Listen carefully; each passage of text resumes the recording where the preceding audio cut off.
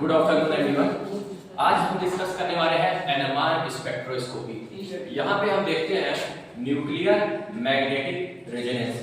यहाँ पे आपको तीन चीजें देखने को मिली है, न्यूक्लियाई, मैग्नेट और रेजोनेंस का इफेक्ट।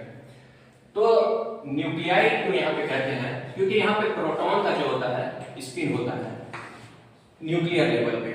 ऐसा क्यों? एटम में आपने देखा होगा कि क्या होते हैं न्यूक्लियस में जो प्रोटॉन होता है वही चार्ज डिफाइन करता है, न्यूट्रॉन तो जो होता है वो न्यूट्रल होता है।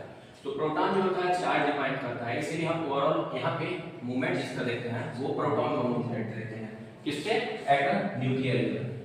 और यहाँ पे एक्सटर्नल मैग्नेटिक फील्ड लगता है, external magnetic field at the last यहाँ पे रेडियो फ्रीक्वेंसी लगता है जिसके द्वारा हमारा स्पिन मूवमेंट देखते हैं।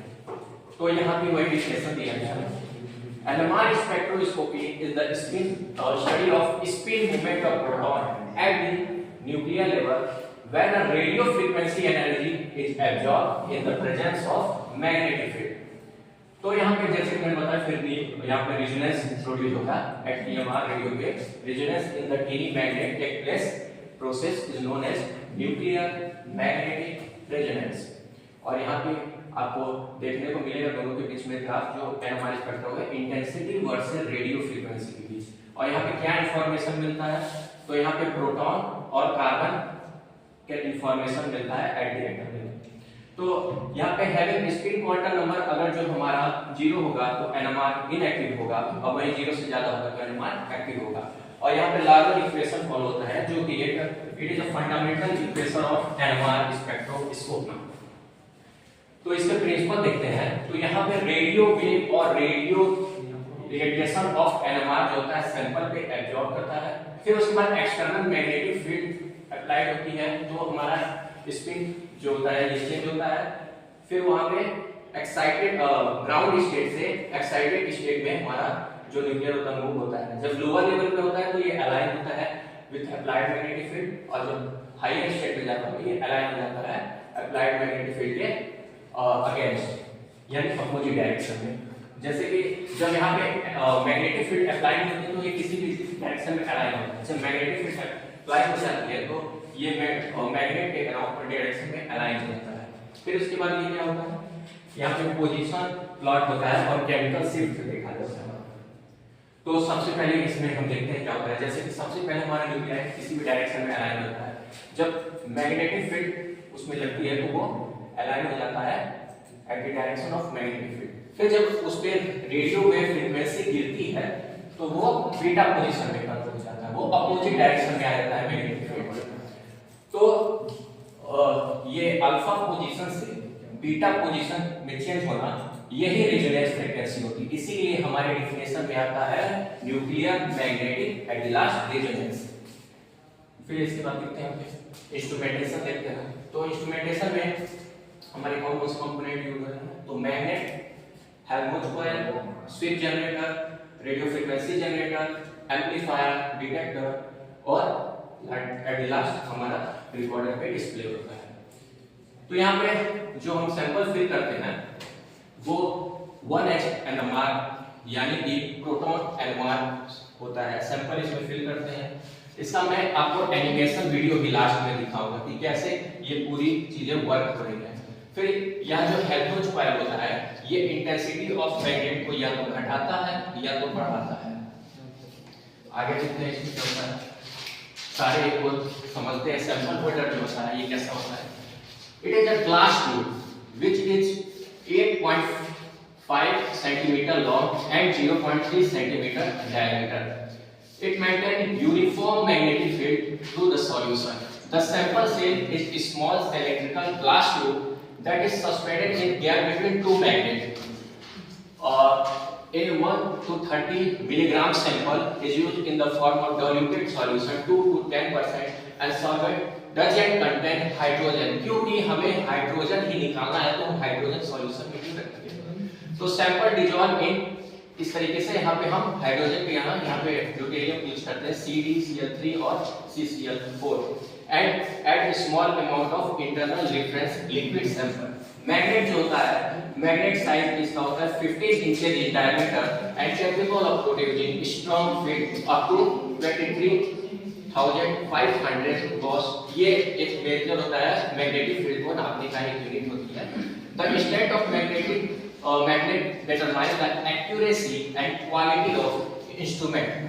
मैग्नेटिक कॉइल जो होता है ये क्या करता है, करंट फ्लो करता है through magnetic coil, generate magnetic field के लिए। स्विफ्ट जनरेटर, जैसे कि वहां पे दिया होता है स्विफ्ट जनरेटर जो हेल्महोल्ट्ज कॉइल से अटैच्ड है। It is a set of Helmholtz coil located parallel to the magnet which alter the applied magnetic field over a small radius. जो स्विफ्ट जनरेटर है it is installed to supply DC current, direct current to magnet for 60 megahertz to 1H को proton instrument in the swift range is, ये भी एक इसका unit है major करने का। फिर देखते हैं रेडियो फ्रीक्वेंसी जनरेटर, जिसको हम ट्रांसमीटर कहते हैं इसके बारे में। तो ये क्या काम होता है, it is a wavelength source in NMR spectrometer. ये काफी बार ये क्वेश्चन पूछा है। It produce a short powerful pulse of radio wave. The radio frequency oscillator is installed perpendicular to the magnetic field and transmit a radio wave of sample missed frequencies such as 60,100 to 220 or 300 megahertz। Receiver coil जो होते हैं, receiver coil यहाँ पे आप देख रहे हैं ये रिसीवर के अराउंड है। तो रिसीवर कॉइल से फिर हमारे पास एम्पलीफायर पे जाता है। Amplifier the receive EMR by 10 to the power 5 time. क्या होती है, जिसकी हमें सिग्नल पता करनी है, एम्पलीफायर उसी को एम्पलीफाई करके हमारे डिटेक्टर के पास पहुंचाता है। It measure the intensity of unabsorbable radio frequency, जो कि नहीं एब्जॉर्ब हो पाई, उसको इंटेंसिटी को बढ़ाकर हमें सही से क्लियर दिखाता है। डिटेक्टर क्या है, it is installed perpendicular to the both magnetic field and it is the oscillator coil. The precision frequency क्या, प्रिसीजन एक मोशन होता है। जैसे कि आपने बचपन में लट्टू नचाया होगा, तो लट्टू जब लास्ट में जो उसकी स्टेज बचती है वो एक तरफ टिल्ट हो जाता है और हाथ में लगता है, वो उसी को हम प्रिसीजन मोशन कहते हैं। यहाँ पे वो इसी को प्रिसीजन फ्रीक्वेंसी होता है। तो precision frequency is the match with RF radio frequency in the nuclearly induced potential in detector coil and this signal is amplified and send to the recorder. Recorder जो लास्ट में हम देख रहे हैं, recorder and readout system. It is the recorder give a spectrum as a plot of strength resonance signal in y-axis and strength of magnetic field in x-axis. The strength of resonance signal is directly proportional to number of nuclei resonating at the particular strength.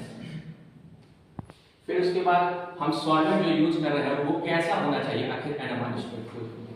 तो एक chemically inert solvent होता है। Solvents could be magnetic, isotropic, it means no preferred direction in nature.